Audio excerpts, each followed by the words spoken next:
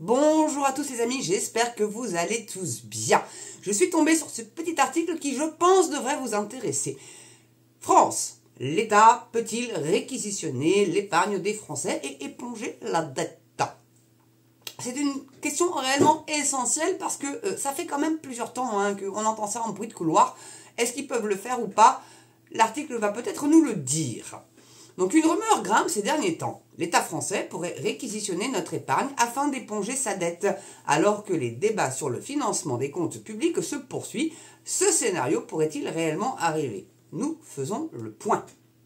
D'ailleurs, je vous fais une petite vidéo, je pense, pour demain ou après-demain, parce que Bruno Le Maire a été entendu aujourd'hui à l'Assemblée nationale, à la commission d'enquête, et le gars est quand même gonflé comme pas possible. Mais ça, on le savait déjà, j'ai envie de te dire. C'est pas une surprise que le gars est gonflé. Parce qu'il a un boulard, le garçon. Alors donc, la dette financée par l'épargne des Français, une possibilité. Face à la crise économique et politique qui secoue le pays ces dernières semaines, la question du financement de la dette publique de la France est plus que jamais débattue. Et sur les réseaux sociaux, une rumeur monte, celle d'une éventuelle réquisition de l'épargne des Français afin de payer la note de la France. La dette est évaluée à 3 228 milliards de dollars. Alors pourquoi du dollar? Allez savoir. Au deuxième trimestre 2024, soit 112% du PIB de la France. Remarquez, sous De Gaulle, après-guerre, on était à plus que ça. Je crois qu'on était monté à 120. Dites-moi dans les commentaires, mais je crois. Mais bon, c'était l'après-guerre. Là, on n'est pas en guerre, à ce que ça sache. Ah bon. Donc, pour rappel, la France fait l'objet d'une procédure pour déficit excessif de la part de l'Union européenne, ce qui fait grimper la tension en pleine crise politique. Par ailleurs, la rumeur d'une saisie de l'épargne des Français a été alimentée par plusieurs sorties remarquées, dont une venant d'un ancien ministre des Finances du pays, Jean-Pierre Fourcade. Il proposait récemment de mobiliser l'épargne nationale afin de conserver la souveraineté du pays. Mais est-ce réellement possible? Alors déjà, d'avoir le mot souveraineté, je ne suis pas sûr, moi. Mais bon. La réponse est plutôt non. Le gouvernement n'a aucun pouvoir pour s'alimenter directement sur les comptes des Français. Leur épargne conservée dans les banques est donc à l'abri d'un rapt de la part de Bercy. Les saisies sur les livrets ne sont en effet possibles qu'en cas de dette personnelle. C'est-à-dire si on a du retard sur des factures personnelles ou des dettes. Oui, c'est un petit peu comme vous quand vous n'avez pas payé à temps votre PV ou votre facture d'électricité, etc. Ils viennent prendre directement sur votre compte, quoi, sans vous poser la question si c'est gérable pour vous au niveau du budget. Bon. Donc, ce qui est possible en cas de crise du système bancaire. L'État, c'est un autre type d'accord, d'un autre paragraphe. Oui, j'aurais peut-être dû, mais pourtant j'ai fait un petit temps. Donc, l'État, par le biais du Haut Conseil de stabilité financière, donc le HCSF, peut cependant bloquer des fonds en cas de situation de crise bancaire. Donc, je pense ce qu'ils peuvent faire, c'est bloquer votre épargne, en fait, que vous n'ayez plus accès à votre épargne. Je pense que c'est ça qu'ils veulent dire. Dites-moi dans les commentaires si j'ai dit des conneries, n'hésitez pas à me reprendre, d'accord? Donc, mais il s'agit bien d'un gel et non d'une ponction. Ah bah oui, c'est ça. Et seulement en cas de crise massive du système sur lequel reposent les banques. Ouais, mais là, les banques, apparemment... Mon fils, il s'y connaît pas mal dans ce genre de conneries-là. Et il m'a dit, les banques vont s'effondrer. Youpi. Youpi. Donc là encore, il n'est donc pas question de prélever l'épargne des Français, que cela soit sur leur livret d'épargne ou leur assurance vie. Moi qui fais encore des assurances vie aujourd'hui, je te le demande. Donc dans ce cas précis, ce n'est pas le gouvernement qui décide du blocage des fonds, mais il s'agit d'une décision commune du HCSF et de la Banque de France. Par ailleurs, le blocage est limité dans le temps, 6 mois au plus pour les assurances vie, avec un seul renouvellement possible. Autre point à souligner, ce scénario n'est pas arrivé même pendant la crise de 2008. Vous savez, la crise des subprimes.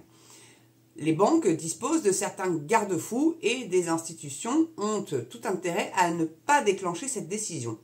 À ce stade, il s'agit donc bel et bien d'un scénario hypothétique qui ne permettrait dans tous les cas pas de réquisitionner l'épargne des Français. Et vous savez, ils veulent vous diriger vers un plan d'épargne européen pour justement pouvoir venir vous le piquer.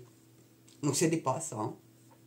Donc les impôts et taxes, une réquisition indirecte. Bah oui, en même temps, hein, donc ils augmentent ça, donc ça revient au même à peu près. Le scénario le plus probable pour renflouer les caisses de l'État est en réalité bien plus simple, l'imposition. Le gouvernement peut en effet choisir d'augmenter les impôts et taxes comme il l'envisageait dans son projet de loi des finances pour 2025, celui-là même qui a provoqué la censure.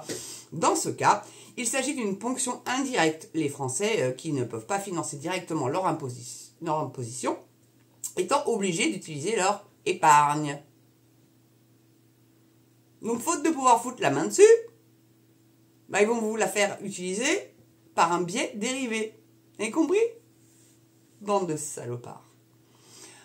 On voit donc que l'État n'ira pas chercher dans les comptes d'épargne des Français de l'argent pour éponger la dette, puisqu'il n'en a pas le pouvoir. Cela dit, des augmentations d'impôts ou des taxations importantes sont possibles. Et c'est bien ce point qui a été vivement débattu à l'Assemblée et au Sénat ces dernières semaines. Donc la source, c'est l'INSEE quand même, hein. Donc, là, c'est un article que j'ai trouvé sur le site Cryptost, voilà, et qui a été écrit le 10 décembre. Donc, bah voilà, quoi, donc de toute façon, ils vont toujours arriver à nous piquer du pognon d'une façon ou d'une autre. Alors, ils n'ont pas la légalité pour venir vous le prendre sur votre compte épargne, même si l'argent est redirigé pour les éoliennes et les panneaux photovoltaïques, il faut savoir, hein, ou pour... Bon, ouais, ce qui est mieux, c'est pour la construction de prisons, ou d'une école, ou d'un hôpital. Non, pour leur putain de truc vert pastèque. Et vous voulez que je vous dise? Et ça, on n'a absolument aucun contrôle là-dessus. La taxe, quand tu vas... La TVA, qui est une taxe, hein, quand tu vas faire tes courses, bah, tu veux bouffer, tu es bien obligé de la payer. Donc c'est comme ça qu'ils vont réussir à filouter ces salopards. Voilà. Vous êtes contents? Non, vous êtes contents. Ah ouais, je suis sûre que vous êtes ravis de cette bonne nouvelle. Voilà. Et puis, plusieurs vidéos à venir, là. Donc je dis, je crois que Bruno Le Maire, je vous la fais demain. Et après, il y a aussi certaines régions de France dont l'eau du robinet est radioactive, dites donc. Donc, qui dit eau du robinet, dit aussi les nappes phréatiques. Hein, donc, même l'eau en bouteille, à mon avis, elle l'est. Ah oui, parce que maintenant, vous savez, avec le scandale Nestlé Waters, ils utilisent le même système que pour l'eau de robinet, avec des filtres à charbon et des UV. Et ils vous vendent ça au prix de l'eau minérale, alors que c'est de l'eau du robinet. Moi, j'ai déjà fait des vidéos là-dessus. Allez les voir, elles n'ont pas trop marché, bizarrement. C'est étrange que ça ne vous concerne pas plus que ça, mes amis. Allez. Elle est courte, mais elle est puissante. Donc, n'oubliez pas, pouce, cloche, abonnement. Continuez à vous abonner. Petite souscription, petit don pour mon Noël. Ça serait gentil. J'aimerais bien atteindre les 3000 abonnés, comme déjà dit dans les précédentes vidéos, pour mon Noël. Ça sera encore double cadeau. Doublement content de votre mams. Et puis, n'oubliez pas vos commentaires. Il y en a très peu, hein, honnêtement. Je veux pas être chiante, mais faites un effort quand même, mes amis. Non, allez, me lâchez pas là-dessus. Hein, non, mais ça aide au référencement de la chaîne pour qu'elle touche plus de monde. Vous voulez juste me garder égoïstement, c'est ça le truc?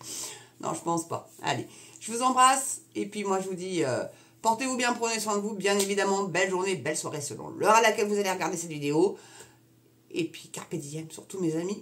Ça va secouer là, je crois. Hein. Oh oui, ça va secouer. Allez, je vous embrasse. Et à très bientôt pour une prochaine vidéo sur MamsTV. Mams Media. Allez, je suis restée sur MamsTV, les amis. Mais ça a changé, c'est Mams Media maintenant. Allez, ciao.